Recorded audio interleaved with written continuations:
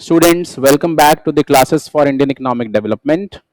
So, we had started with the first chapter in this particular subject, and अभी तक हम लोग की बच्चों दो क्लासेस हो चुकी है और आपने देखा होगा मैं काफ़ी स्लो चल रहा हूँ इस सब्जेक्ट के अंदर बिकॉज आई वांट कि मैं आपको एक एक बात समझाऊं। ऐसा नहीं कि हम रटने लग जाएं चीज़ों को एकदम से। देखो, याद तो आपको करना पड़ेगा और क्योंकि याद करना पड़ेगा इसलिए मैं आपको एक्रोनिम से बनवा रहा हूँ। बट एक समझकर याद किया जाए तो डेफिनेटली हर बच्चे के लिए बेनिफिशियल होगा और वही मेरा ऑब्जेक्टिव है कि मैं आपको समझा दूं अच्छे से और उसके बाद में अगर आप याद करेंगे तो आपके लिए बेटर रहेगा। तो बच्चों, अपना जो फर्स्ट टॉपिक था इस चैप्टर का वो क्या था? Features of Indian economy on the eve of independence. And इसको हमारा याद करने के लिए जो एक्रोनिम था दैट वाज CID साब। ठीक है, so she was meant the colonial economy.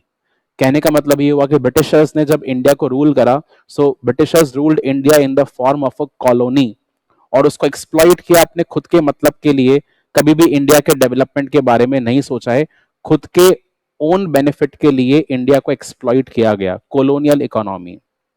I, the industries in India were extremely backward. Industries के रिलेशन में बिल्कुल भी कोई डेवलपमेंट नहीं था। देर वर हार्डली एनी बेसिक और heavy industries available in India. उसी की वजह से India was heavily dependent on the imports, यानी जो भी कंज्यूमर गुड्स हैं, जो भी मशीन्स हैं, वो इंडिया को बाहर से इंपोर्ट करनी पड़ती थी। Indian economy was stagnant and backward. It was stagnant because the rate of growth of national income and per capita income was very very low. इस पॉइंट को सपोर्ट करने के लिए हमने आगे पढ़ा था कि कुछ ऐसे इकोनॉमिस्ट थे जिन्होंने नेशनल इनकम को एस्टिमेट किया था। दादा भाई नेहरू थे, Findlay Shirras, VKRV Rao, RC Desai, ठीक है ना, विलियम डिग्बी, ये सब इनके नाम थे। ये नाम आपको भी लर्न होने चाहिए। उसमें से मैंने आपको बताया था कि VKRV राव के जो एस्टिमेट्स थे वो सबसे अच्छे थे। इन लोगों ने क्या एस्टिमेट करा कि जो नेशनल इनकम की ग्रोथ रेट है it was only 2% per annum, but जो पर कैपिटा इनकम की ग्रोथ रेट है इट वाज ओनली 0.5%, यानी only half percent. Indian economy backward भी थी। बैकवर्ड क्यों थे? क्योंकि पर कैपिटा इनकम बहुत कम थी, so majority of people were living under the poverty line. They do not have the access to the basic necessities of life, food, shelter, clothing, employment, कुछ भी अवेलेबल नहीं था। एग्रीकल्चर की हालत बड़ी खराब थी क्योंकि एग्रीकल्चर के अंदर इंडिया की 72% पॉपुलेशन एंगेज थी, बट अगर उनका जीडीपी कंट्रीब्यूशन देखा जाए इट वाज ओनली 50%। अब एग्रीकल्चरल बैकवर्डनेस को समझने के लिए हमने टॉपिक नंबर 2 देखा कि why was India's agriculture backward. इसके लिए हमने एक्रोनिम बनाया गल्फ्स पार्टीशन। तो पहला पॉइंट था जी, there was a gulf between the owners of the soil and tiller of the soil. जो ओनर्स थे वो टिलर से एक्सप्लॉइट कर करके बहुत सारा काम करवाते थे, फार्मर से बहुत सारा काम करवाते थे। उनकी कॉस्ट के अंदर बिल्कुल भी शेयरिंग नहीं करते थे, बट जो उनका आउटपुट निकल कर आता था उसकी शेयरिंग करते थे। वाई? क्योंकि जो आउटपुट है वो उनको ब्रिटिश गवर्नमेंट को डिपॉजिट कराना पड़ता था in the form of tax और रेवेन्यू। ठीक है। You, the agriculture in India was heavily uncertain since it was dependent on the quantity of rains. अगर रेनफॉल स्कैंटी है, अगर रेनफॉल नहीं है तो फिर अच्छा हार्वेस्ट नहीं मिलेगा, अच्छी क्रॉपिंग नहीं होगी, अच्छी क्रॉपिंग नहीं होगी तो फिर खाने पीने की प्रॉब्लम आएगी। ठीक है। उसके अलावा एल था लो प्रोडक्शन एंड प्रोडक्टिविटी। प्रोडक्शन का मतलब टोटल आउटपुट, एंड जो सेकंड टर्म है यहाँ पे प्रोडक्टिविटी, उसका मतलब क्या होता है? उसका मतलब ये होता है कि आउटपुट पर हेक्टेयर, जितनी जमीन आप इस्तेमाल करते हैं उस पर कितना आउटपुट जनरेट करते हैं, ये दोनों ही बहुत कम थे। ठीक है। उसके बाद में आया point number F. So point F was in relation to the forced commercialization of the agriculture. The Britishers had forced the Indian farmers to commercialize their agriculture and they were not allowed to grow the food crops.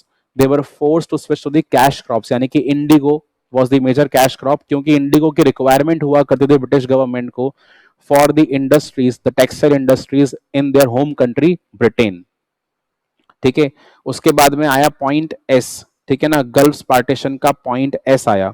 अब S का मतलब यहाँ पे क्या था? S का मतलब system of जमींदारी, कि यहाँ पे एक यूनिक ट्राइंगुलर सिस्टम बनाया गया था जिसके अंदर तीन पार्टीज हुआ करते थे, British government, the zamindars and the tillers. तो ब्रिटिश गवर्नमेंट ने जमींदार्स को पूरी पूरी पावर दी थी कि भाई तुम इन जमीनों के मालिक बन जाओ और फिर हमें इसके बदले कुछ टैक्स कलेक्ट करके ला कर दो, कुछ रेवेन्यू ला कर दो, और वो रेवेन्यू जो होना चाहिए आउटपुट के फॉर्म में होना चाहिए, फूड ग्रेन्स के फॉर्म में होना चाहिए। जमींदार के पास पूरी पूरी पावर थी कि वो किसी भी हद तक टेलर्स को एक्सप्लॉइट करके अपना जो आउटपुट है वो जनरेट करवाते थे, और उसके अलावा टैक्स जो है वो सरकार के पास जमा करवाते थे। बदले में उनको बहुत ही एक लेविश लाइफस्टाइल जीने को मिलती थी, बट जो फार्मर्स है उनकी कंडीशन बहुत ही मिजरेबल थी। और लास्ट में आया पार्टीशन। जब इंडिपेंडेंस से पहले पार्टीशन हुआ इंडिया का पाकिस्तान के से, ठीक है ना, पाकिस्तान और इंडिया का पार्टीशन हुआ, तो उस समय पर जो बहुत सारा फर्टाइल लैंड था जो इंडिया के पास अवेलेबल था, इट वेंट टू पाकिस्तान।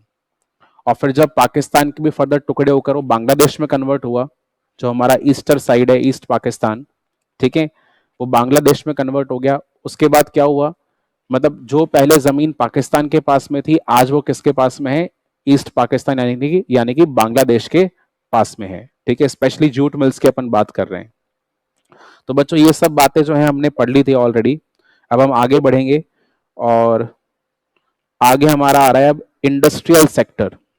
ठीक है, आपको मैंने बताया था ना इस चैप्टर के जो हम अलग अलग पॉइंट्स पढ़ रहे हैं कि हमारी इंडस्ट्रीज बैकवर्ड है, हमारा एग्रीकल्चर बैकवर्ड है, हमारा फॉरेन ट्रेड बहुत ही बैकवर्ड है। तो ये सब चीजें अपन पढ़ रहे हैं अभी कि ये सब बैकवर्ड क्यों था, इसके पीछे रीजंस क्या थे। So what was the status of industrial sector on the eve of independence. And बच्चों आपको मैंने बताया भी था कि जो हमारे आगे के चैप्टर्स भी आएंगे अभी सिलेबस के अंदर फर्दर, वो भी इन्हीं चैप्टर्स के रिगार्डिंग आएंगे कि इंडिपेंडेंस से पहले इनका क्या स्टेटस था और इंडिपेंडेंस के बाद में इनका क्या स्टेटस हुआ। आपको मैंने पूरा कोर्स बताया था ना फर्स्ट क्लास के अंदर। चलिए, industrial sector on the eve of independence. तो इंडिपेंडेंस के वक्त जब इंडिया आजादी की लड़ाई लड़ रहा था, उस टाइम पे एग्रीकल्चर का स्टेट क्या था और इंडस्ट्री का स्टेट क्या था, फॉरेन ट्रेड का स्टेट क्या था, ये सब चीजें अपने चैप्टर में पढ़ रहे हैं। So next portion is industries. Let us start with it now. बच्चों एक बहुत यूनिक टर्म है इंडस्ट्रीज के स्टेटस को डिपिक्ट करने के लिए, और उस टर्म को हम बोल रहे हैं सिस्टमैटिक डी इंडस्ट्रियलाइजेशन। बच्चों सिस्टमैटिक डी इंडस्ट्रियलाइजेशन, फोकस करना वर्ड डी पे, डी ई, ओनली डी नहीं है, D E, de industrialization. There is a difference now. एक टर्म हुआ इंडस्ट्रियलाइजेशन, इंडस्ट्रीज एस्टैब्लिश करना, ठीक है, इंडस्ट्रीज की ग्रोथ होना, इंडस्ट्रीज को प्रमोट करना, इसको अपन क्या बोलते हैं, इंडस्ट्रियलाइजेशन। या इसको टेक्निकली पता है क्या बोला गया है, इंडस्ट्रियल रिवॉल्यूशन। तो जब इंडिया आजादी की लड़ाई लड़ रहा था, उस टाइम पर ब्रिटेन में चल रहा था industrial revolution. Now what the Britishers wanted, इन्होंने हमेशा डिवाइड एंड रूल की पॉलिसी के ऊपर काम किया है। ब्रिटिशर्स की ये इच्छा थी कि जब ब्रिटेन में इंडस्ट्रियल रेवोल्यूशन चल रहा है, तो उस टाइम पे इंडिया की इंडस्ट्रीज को बेनिफिट नहीं मिलना चाहिए, मतलब कि इंडिया की इंडस्ट्री में डेवलपमेंट ना हो। क्योंकि अगर इंडिया की इंडस्ट्रीज डेवलप हुई तो फिर तो हमें एक टफ कंपटीशन मिलेगा, किससे, ब्रिटेन की इंडस्ट्री के साथ में। तो ब्रिटिशर्स ने क्या करा, ब्रिटिशर्स ने यहां पे भी एक डिवाइड एंड रूल पॉलिसी अपनाई, और इंडस्ट्रीज को क्या करा, डी इंडस्ट्रियलाइज करा, यानी इंडस्ट्रीज का डाउनफॉल स्टार्ट करा। बच्चों आप बात समझो, आपकी इंडस्ट्रीज का डाउनफॉल हो रहा है, इसको अपन क्या बोलते हैं, डी इंडस्ट्रियलाइजेशन। यानी इंडस्ट्रीज को प्रमोट नहीं कर रहे आप, उल्टा इंडस्ट्री को डिमोट कर रहे हो, ठीक है ना, उसको डिस्करेज कर रहे हो। So discouraging the setup of industries is known as what, D industrialisation.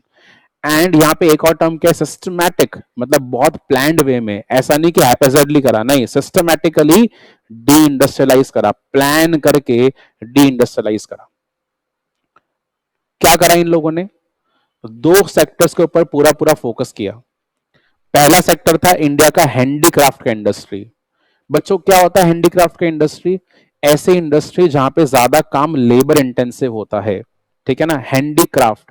आपने देखा भी होगा कि बहुत बार एग्जीबिशंस लगती है हैंडीक्राफ्ट्स की, तो वहां पे आपको बड़े अच्छे अच्छे आइटम्स मिलते हैं, ठीक है ना, सुंदर सुंदर आइटम्स होते हैं घर पे सजाने के लिए। तो ये हैंडीक्राफ्ट जो है, जैसे जूट का बैग क्या है, एक तरह से हैंडीक्राफ्ट आइटम है, ठीक है। ये जूट के जितने मटेरियल्स हैं हैंडीक्राफ्ट्स हैं, क्यों, मशीन मेड नहीं है, इसलिए हैंडीक्राफ्ट है। तो इंडिया के जो हैंडीक्राफ्ट थे वो पूरे वर्ल्ड में बहुत फेमस थे। ब्रिटिशर्स को ये बात बहुत चुभती थी, हर्ट करती थी, उनका ईगो हर्ट होता था कि इंडिया के हैंडीक्राफ्ट इतने फेमस क्यों हैं। तो इसलिए फेमस थे क्योंकि इंडिया के अंदर बहुत सारे क्वालिटी आर्टिसंस थे, ठीक है ना, बहुत सारे अच्छे अच्छे क्राफ्टमैन थे जो अपना माइंड अप्लाई करके उन हैंडीक्राफ्ट को बनाया करते थे। ब्रिटिशर्स ने ये सोचा कि हमें इस इंडस्ट्री को तोड़ना है, इसका बिल्कुल डाउनफॉल लेकर आना है। तो ये इनका पहला प्लान था, the downfall of the handicraft industry. अब क्योंकि इंडिया का जो मेजर रेवेन्यू था या जो इंडिया का जो मेजर जॉनर था वो हैंडीक्राफ्ट की इंडस्ट्री था, तो अगर उसको तोड़ देंगे झटका लगेगा, तो इंडस्ट्री बिल्कुल खत्म हो जाएगी इंडिया के अंदर। ये इनकी पहली प्लानिंग थी। सेकेंड प्लानिंग क्या, अगर हैंडीक्राफ्ट के अलावा कोई और इंडस्ट्री एस्टैब्लिश हो रही है तो उसकी ग्रोथ को रोको, उसको ग्रो ना होने दो, क्योंकि अगर वो ग्रो होना शुरू हुई तो फिर से इंडिया का जो इंडस्ट्रियल बेस है वो अच्छा हो जाएगा। तो ब्रिटिशर्स को इतनी चिढ़ थी इंडिया से कि वो ये नहीं चाहता था, ब्रिटिशर्स ये नहीं चाहते थे कि जो इंडिया का इंडस्ट्रियल बेस है वो साउंड बने, वो डेवलप्ड हो। नहीं, ऐसी उनकी सोच ना थी। उनकी सोच क्या थी कि हमें तो इंडस्ट्रीज को पूरा गिरा देना है। और इसको गिराने के लिए उन्होंने क्या अपनाया, policy of systematic D industrialization. बच्चों अभी कुछ मार्क मत करो, केवल समझ लो। समझने के बाद लास्ट में आपको मार्किंग का टाइम दूंगा, तब मार्क कर लेना। और वैसा कुछ कॉपी तो करना नहीं है, ओनली हाईलाइटिंग ही तो करना है, वो तो इजीली हो जाएगा। तो क्या लिखा है पढ़ेंगे अपन, systematic D industrialisation describes the status of industrial sector during the British rule. So it implied two things. The first was the decay of world famous traditional handicraft industry. उसका डीके करो, उसको खत्म कर दो, बिल्कुल सड़ा दो उसको। Bleak growth of modern industry, industries की ग्रोथ को कम करो। यानी अगर कोई इंडस्ट्री ग्रो कर रही है, अगर कोई इंडस्ट्री बन रही है, नई इंडस्ट्री बन रही है, उसकी ग्रोथ को रेस्ट्रिक्ट करो, बिल्कुल कम करो। ब्लीक का मतलब जो दिखाई भी ना दे, ना के बराबर, negligible growth of the modern industry. ये उनकी दो प्लानिंग थी। अब डिस्कस करेंगे इनका पहला प्लान, ठीक है ना। पहला प्लान क्या था, decay of handicraft. British rule से पहले इंडिया के अंदर ना रूल कौन करते थे, ये मुगल्स, राजाज, नवाब, प्रिंसेस। इनको बहुत प्यार था कारीगरी से, ठीक है ना। और जो भी अच्छी कारीगरी दिखाता था उस पे जो ये राजा लोग हुआ करते थे, ये बड़ा सोना लुटाया करते थे, है ना। ऐसे पैसे दरबार में फेंका करते थे, लो भाई बड़े खुश हुए हम तुम्हारे काम से, ठीक है ना। इनफैक्ट ताजमहल भी आप देखो, it's a beautiful example of this कारीगरी, ठीक है ना। तो बच्चों ये जो राजा, प्रिंस और नवाब थे, इन लोगों के जमाने के अंदर जो इंडिया की हैंडीक्राफ्ट इंडस्ट्री बड़ी फ्लरिश करती गई। और इसी वजह से जो इंडिया के हैंडीक्राफ्ट है वो बाहर भी डिमांड होना शुरू हुए। तो ब्रिटिश रूल से पहले जो इंडिया के हैंडीक्राफ्ट है उनकी वर्ल्ड डिमांड हुआ करती थी। ऐसा नहीं केवल इंडिया में, हर जगह पर डिमांड हुआ करती थी। And people use to crave कि हमें इंडिया के हैंडीक्राफ्ट चाहिए, क्योंकि क्वालिटी बहुत एक्सीलेंट हुआ करती थी और रेपुटेशन ऑब्वियसली बातें बहुत गजब की थी। जब एक जगह पर अच्छी रेपुटेशन होगी तो उसको देखते हुए क्या है, वर्ड ऑफ माउथ जैसे फैलना शुरू हो जाती है कि अच्छा इस कंट्री के अंदर बिक रहे हैं तो किसी और के अंदर भी बिकेंगे। जैसे आज के जमाने में देखें चाइनीज गुड्स कितने फेमस है, हर जगह पर आपको पता है चाइनीज गुड्स मिलेंगे ही मिलेंगे। क्यों, सस्ते बहुत मिल जाते हैं एक तो, दूसरी बात टेंशन सस्ते हैं, टेंशन भी नहीं होती, खराब हो गया तो हो गया, कोई बात नहीं, चलेगा, फर्क नहीं पड़ता। और क्वालिटी जो है ठीक ठाक आती है, ऐसा नहीं कि नहीं चलते, चलने को बहुत लंबा भी चल जाएंगे और खराब होने को बहुत जल्दी खराब भी हो जाएंगे। तो ऐसे ही इंडियन हैंडीक्राफ्ट की बहुत अच्छी खासी डिमांड हुआ करती थी। बट ब्रिटिशर्स ने क्या सोचा, इसको खत्म किया जाए, इसको डुबाया जाए। तो कैसे डुबाया इंडस्ट्री को, अब देखें जरा आप। सबसे पहले ब्रिटिशर्स ने यूज करा discriminatory tariff policy. What is mean by tariff over here, tariff का मतलब है टैक्स। तो इनकी टैक्स की पॉलिसी बहुत ही अजीब थी, देखना कितना प्लान्ड था, तभी तो वर्ड क्या यूज करा है, systematic. It was extremely planned. So how did they plan it.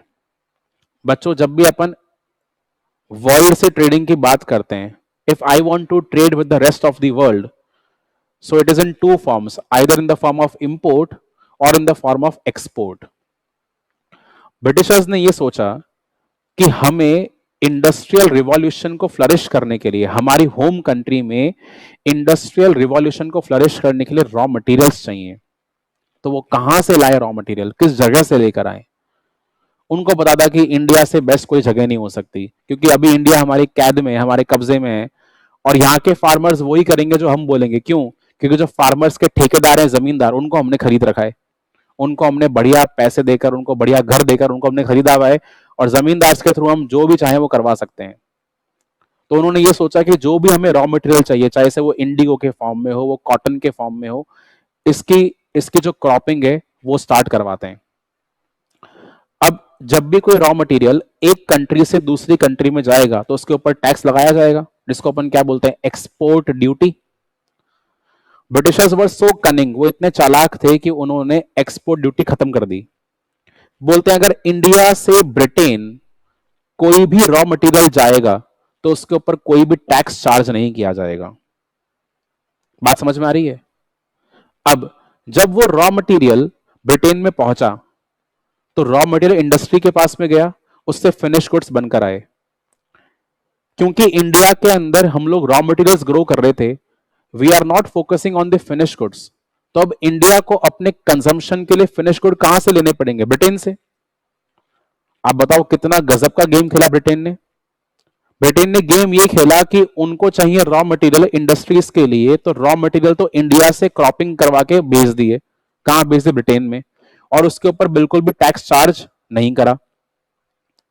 और जब वो रॉ मटेरियल फिनिश गुड्स में कन्वर्ट होगा तो इंडियंस को चाहिए होंगे, तो उसको इंडिया में बेचना शुरू करा।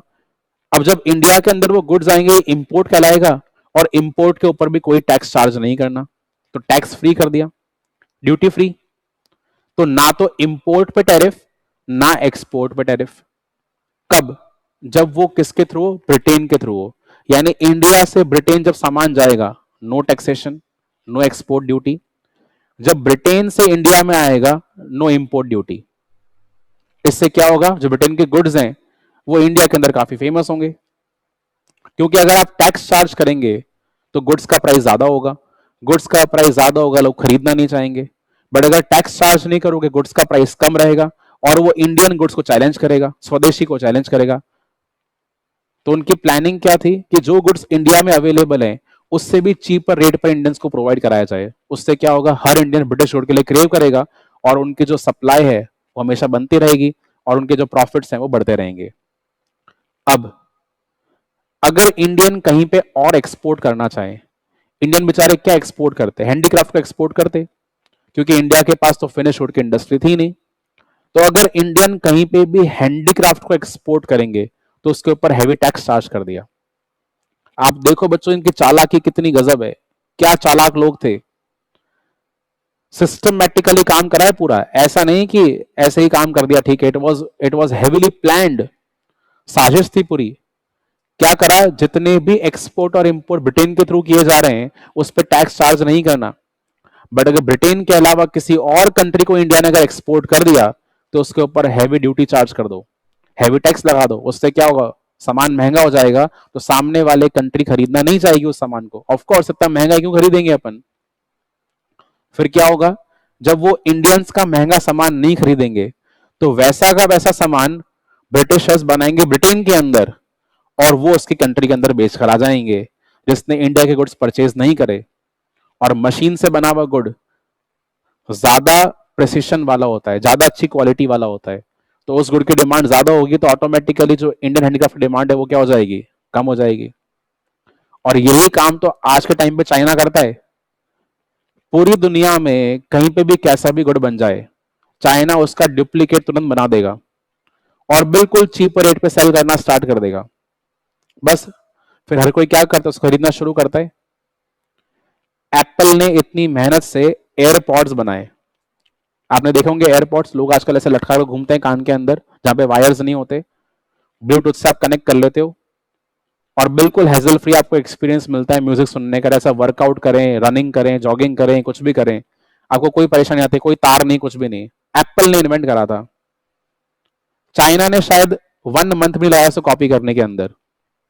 और आप देख सकते हैं आज के टाइम पे लगभग हर किसी के पास में एयरपॉड्स अवेलेबल हैं। एप्पल के नहीं है, बट लोकल हैं।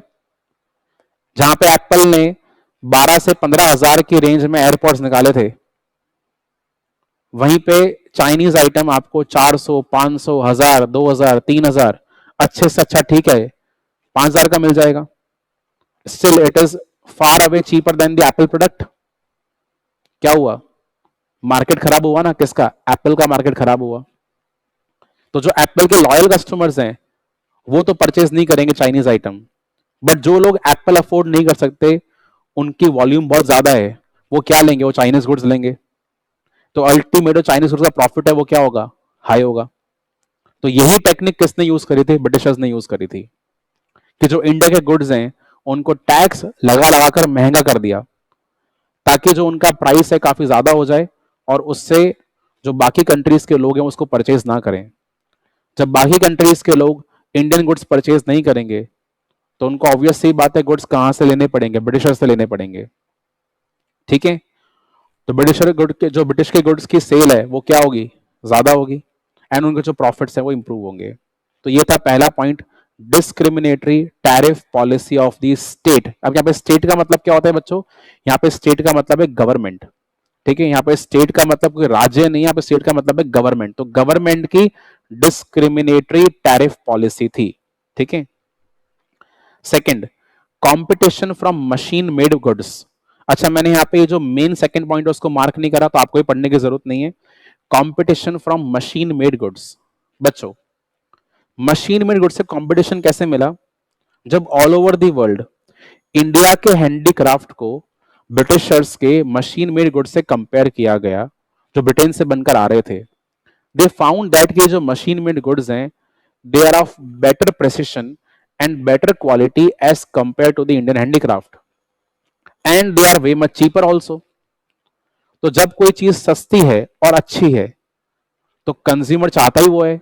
कंज्यूमर की सोच ही क्या होती है, सस्ते में अच्छा मिल जाए। तो बस क्या हुआ, जब ब्रिटिशर्स ने सस्ते में अच्छा प्रोवाइड करना शुरू करा, और जो चीज इंडियन बेच रहे थे उसको मशीन से बना बनाकर बेचना शुरू करा, और ज्यादा वॉल्यूम के अंदर प्रोडक्शन कर दिया, तो इंडियन हैंडीक्राफ्ट की डिमांड कम होना शुरू हो गई। क्योंकि मशीन से बहुत लार्ज वॉल्यूम के अंदर प्रोडक्शन फटाफट से हो सकता है, बट लेबर से आप प्रोडक्शन फटाफट नहीं कर सकते, समय लगता है। तो ब्रिटिशर सक्सेसफुल रहे इस काम के अंदर, and they were able to fulfill the world demand as well. Next, new patterns of demand. Britishers को देखते हुए भी हमारे कुछ जो इंडिया की पॉपुलेशन है वो अट्रैक्ट होना स्टार्ट हुई। पहले इंडिया के अंदर लोग धोती, कुर्ता, एक पगड़ी लगाया करते थे।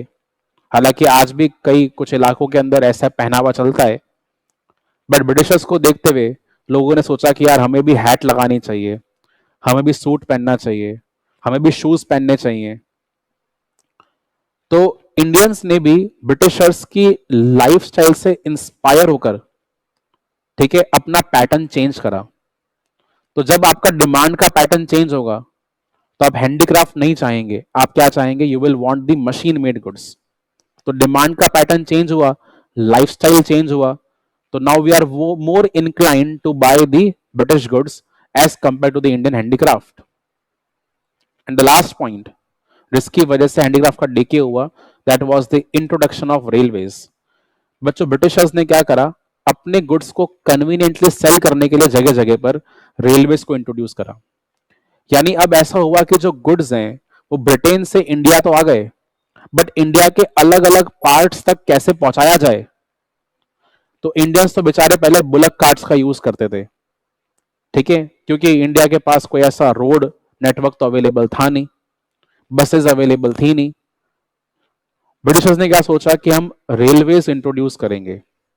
ठीक है, 1853 के अंदर सबसे पहली जो रेल नेटवर्क है वो एस्टेब्लिश करी थी। कहां से कहां तक के लिए, मुंबई टू थाने। और फिर उसके बाद में जगह जगह पर रेल के नेटवर्क बिछाना शुरू करा। उससे क्या हुआ, रॉ मटेरियल पहुंचाना ब्रिटेन के पास में आसान हो गया, और जो ब्रिटेन से इंडिया के अंदर सामान आया उसको पूरे इंडिया में सर्कुलेट करना आसान हो गया। ठीक है, तो रेल का नेटवर्क एस्टेब्लिश करा, कहां पे, ऑल ओवर इंडिया। ब्रिटेन में एस्टेब्लिश नहीं करा, all over India rail network establish करा। उससे क्या फायदा हुआ, उससे फायदा ये हुआ कि जो रॉ मटेरियल की सप्लाई है वो पहुंचाना आसान हो गई, और जो फिनिश गुड्स हैं उसका सर्कुलेशन भी इजी हो गया। बात समझ में आई। तो बच्चों एक काम करो, इसको अब नोट कर लो, मतलब कि हाईलाइट कर लो ये वाला पॉइंट, फिर अपन सेकंड पॉइंट देखेंगे। अभी मैंने आपको इंडस्ट्रीज का केवल पहला पॉइंट समझाया है, द डीके ऑफ हैंडीक्राफ्ट, कि हैंडीक्राफ्ट के डीके के लिए या उसके डाउनफॉल के लिए ब्रिटिशर्स ने कौन सी स्ट्रैटेजी को यूज करा। तो ये अलग अलग पॉइंट्स हैं जो उनकी स्ट्रैटेजी को डिपिक्ट करती है।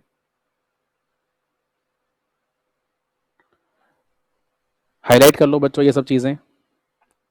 फिर इसके बाद हम सेकंड वाला पॉइंट डिस्कस करेंगे, the bleak growth of the modern industry.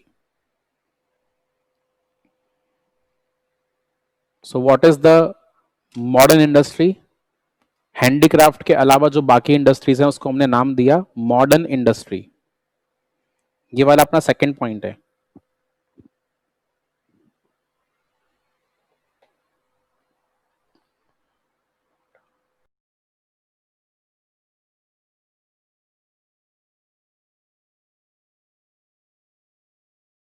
आपको यहाँ पे नीचे एक बहुत अच्छी सी पिक्चर दिख रही होगी जहां पे आपको ये हैंडीक्राफ्ट दिखा रखे हैं।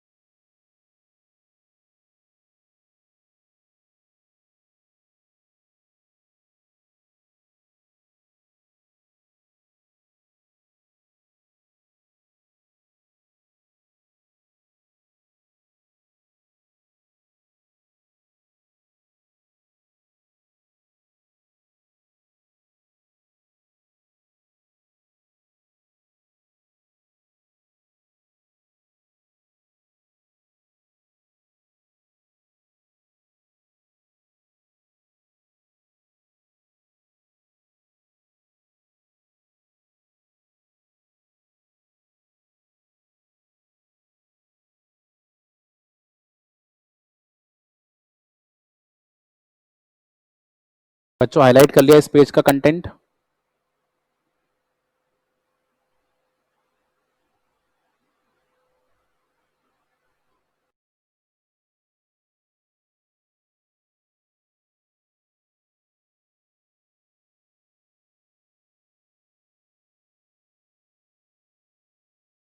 आगे बढ़ जाएं। यहाँ पे कोई डाउट तो नहीं है ना किसी पॉइंट के अंदर? आगे के पॉइंट्स मार्क करो अब।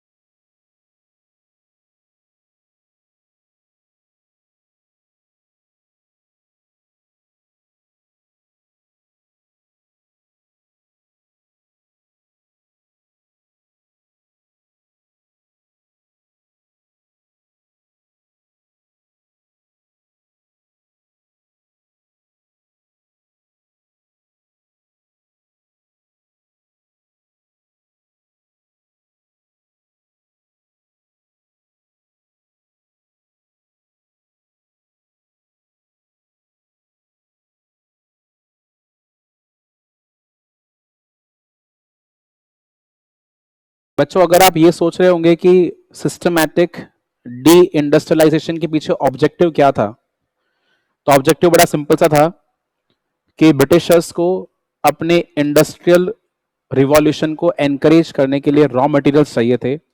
वो रॉ मटेरियल ढूंढने के लिए इंडिया से बेस्ट कोई जगह नहीं थी।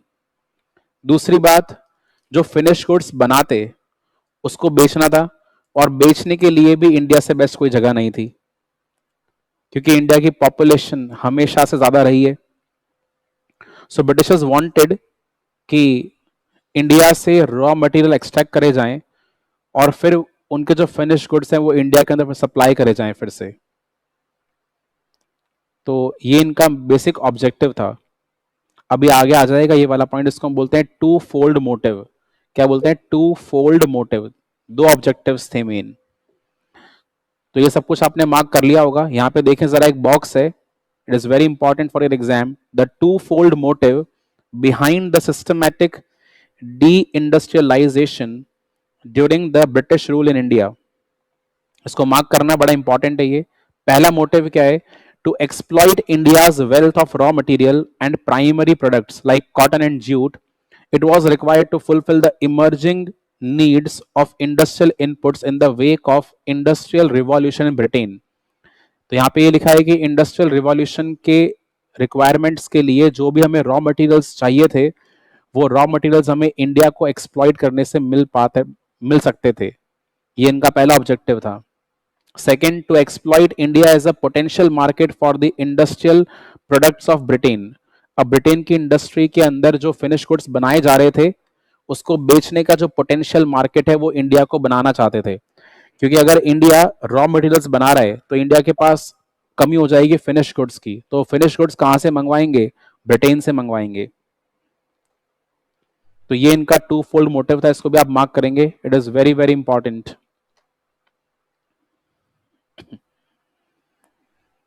आई होप आपको ये पहला वाला पॉइंट समझ में आ गया होगा, डी के ऑफ हैंडीक्राफ्ट।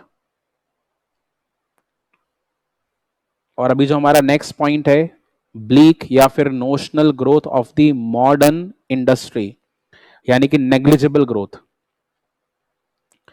यहां पे आपको एक पॉइंट भी ऐड करना पड़ेगा, और वो पॉइंट मैंने यहाँ पे नीचे लिखा हुआ है, आप बाद में नोट कर लेंगे इस पॉइंट को जब आप मार्क करेंगे हाइलाइटर से, उस समय पर नोट कर लेना।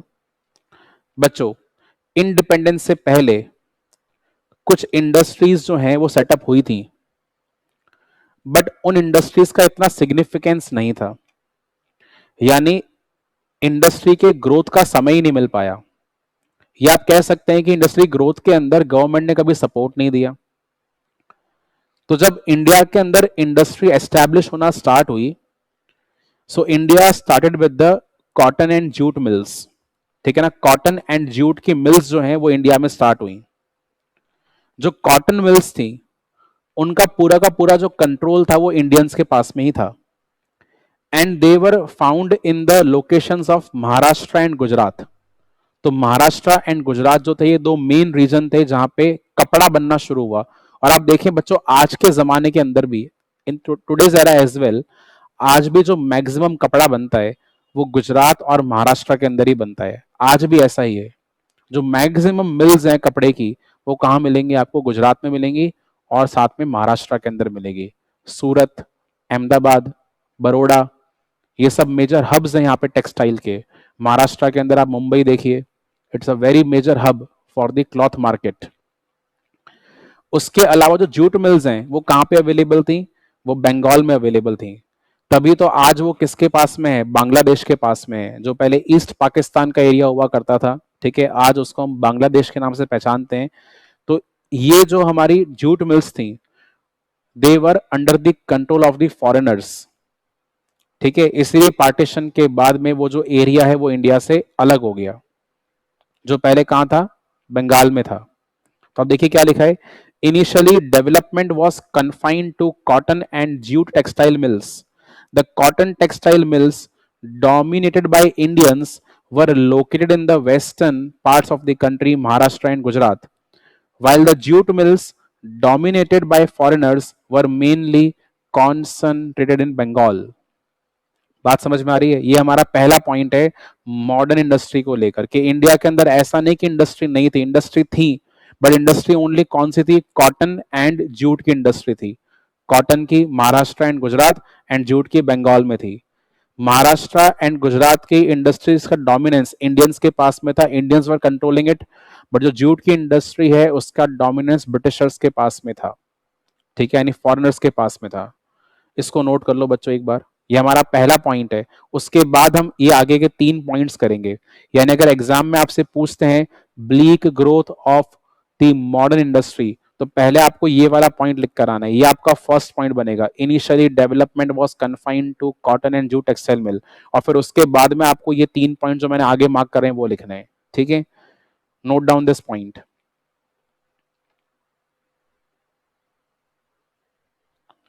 स्पेस आपके पास में अवेलेबल है ही, लेफ्ट हैंड साइड में, वहां पे आप नोट कर लेंगे।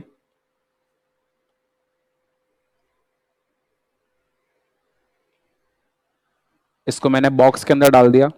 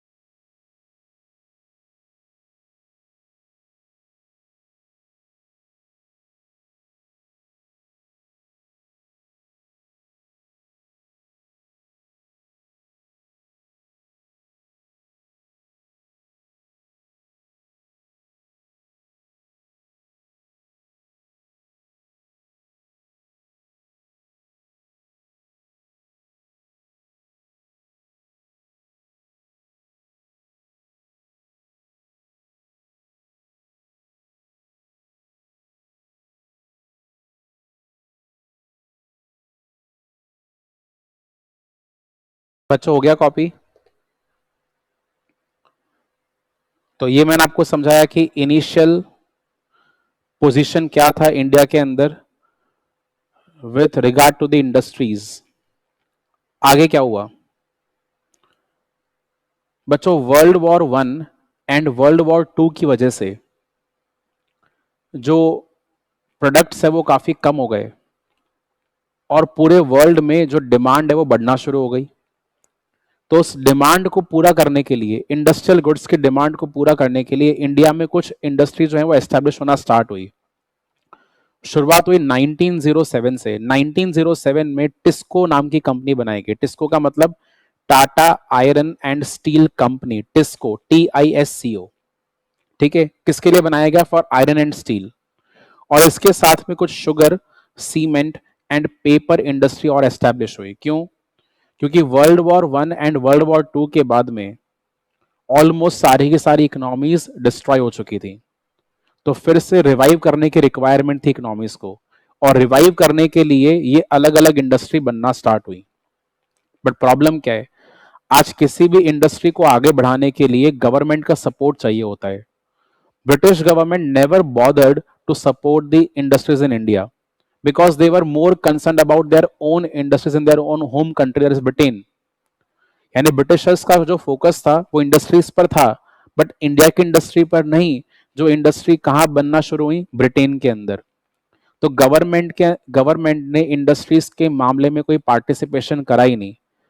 ऐसा नहीं कि ब्रिटिश गवर्नमेंट ने इंडस्ट्रियां नहीं बनाई, इंडस्ट्री बनाई, बट वो ओनली खुद के यूज के लिए और खुद के पर्पस के लिए। Those were the industries of railways and communication. तो रेलवेज एंड कम्युनिकेशन के ऊपर ध्यान दिया, वो भी खुद के बेनिफिट के लिए, कि आपस में एक दूसरे से कैसे कम्युनिकेट करेंगे, तो उसके लिए इंडस्ट्रीज लगाई। सामान का ट्रांसपोर्टेशन कैसे होगा, उसके लिए रेलवेज बनाया। बट जो बाकी इंडस्ट्री थी, आयरन की, स्टील की, कॉटन की, टेक्सटाइल की, जूट की, सीमेंट, पेपर, शुगर, इनके ऊपर कुछ भी फोकस नहीं करा। ठीक है। एंड इंडिया के अंदर कैपिटल गुड इंडस्ट्री तो अवेलेबल थी नहीं। ना what are the capital good industry? ऐसी इंडस्ट्री जो उन गुड्स को बनाती है जिनकी वजह से अपन फर्दर प्रोडक्शन कर पाते हैं। For example tractors. तो इस तरह की इंडस्ट्री अवेलेबल नहीं थी इंडिया के अंदर। सो कैपिटल गुड इंडस्ट्री यानी कि हैवी इंडस्ट्री अवेलेबल नहीं थी। जो इंडस्ट्री अवेलेबल थी, world war 1 and world war 2 की वजह से जो इंडस्ट्री बनना शुरू हुई, उसके अंदर गवर्नमेंट ने कोई हेल्प नहीं दिया, स्टेट ने बिल्कुल भी अपना पार्टिसिपेशन नहीं दिया। उसने पार्टिसिपेट किया केवल रेलवे के अंदर और कम्युनिकेशन के अंदर, वो भी खुद के बेनिफिट के लिए, इंडियंस के बेनिफिट के लिए पार्टिसिपेशन नहीं दिया। यानी अगर देखा जाए तो इंडिया का जो इंडस्ट्रियल बैकग्राउंड है वो बहुत ही बेकार था। The industries were extremely backward, they were stagnant, and India के अंदर हैवी इंडस्ट्री अवेलेबल नहीं थी। आप जरा मार्क कर लें अब इस पॉइंट को। जो 3 पॉइंट यहाँ पे आपको दिख रहे हैं, वैसे हमारे लिए अब ये पॉइंट नंबर 2, 3 एंड 4 बन गए, क्योंकि जो अपना पॉइंट नंबर 1 है वो ये वाला है जो मैंने आपको बॉक्स के अंदर लिखवा दिया।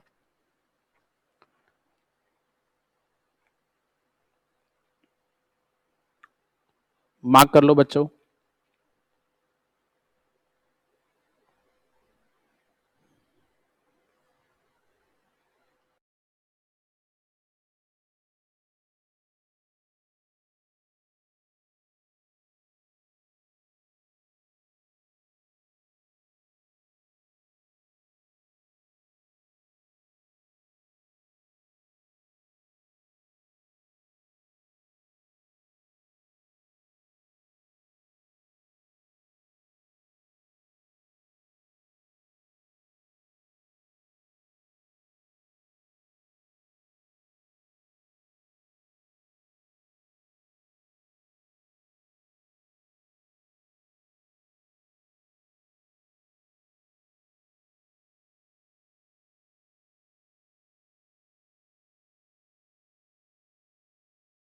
हो गया बच्चों मार्किंग? तो इंडस्ट्रीज के रिस्पेक्ट में आज की क्लास के अंदर हमने 2 पॉइंट्स कवर करे।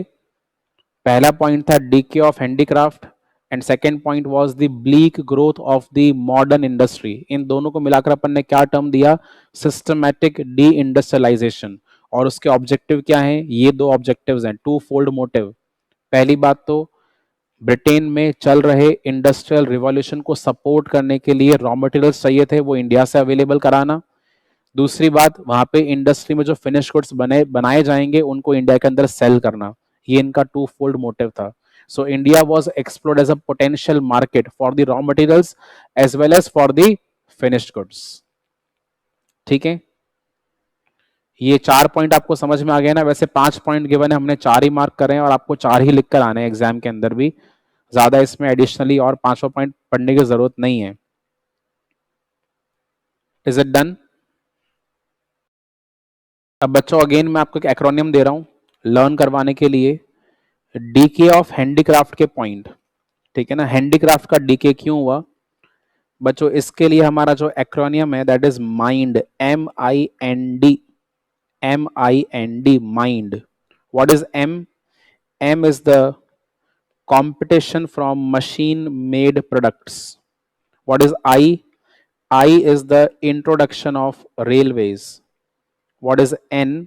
N is the new demand patterns. And what is D? D is the discriminatory tariff policy of the state. वैसे आप इसको माइंड की जगह पर मिंट भी कर सकते हो, वो आपकी इच्छा है, माइंड या फिर मिंट. तो मिंट करोगे तो टी का मतलब टैरिफ पॉलिसी हो गया, और अगर माइंड डी करोगे तो डी का मतलब डिस्क्रिमिनेटरी टैरिफ पॉलिसी हो जाएगा. आपको जैसे करना है वैसे कर लेना. It can either be mind or it can be mint, MINT, जो भी आपको बेहतर लगे. ठीक है, तो ये वाला पॉइंट ओवर हो गया. अब नेक्स्ट क्लास के अंदर हम फॉरेन ट्रेड पढ़ेंगे और आगे के पॉइंट्स पढ़ेंगे, यानी फॉरेन ट्रेड का स्टेटस क्या था इंडिपेंडेंस के वक्त, और ऑक्यूपेशन का स्टेटस क्या था, डेमोग्राफिक प्रोफाइल क्या थी. ये अपना रिमेनिंग पोर्शन है चैप्टर का जिसको अपन नेक्स्ट क्लास में कवर अप करेंगे. ठीक है, यहां तक का रिवीजन करके आइएगा. अभी तक केवल हमने इस चैप्टर में 3 टॉपिक्स करे हैं, the features, then the status of agriculture and status of industries. ठीक है, मिलते हैं अगली क्लास में.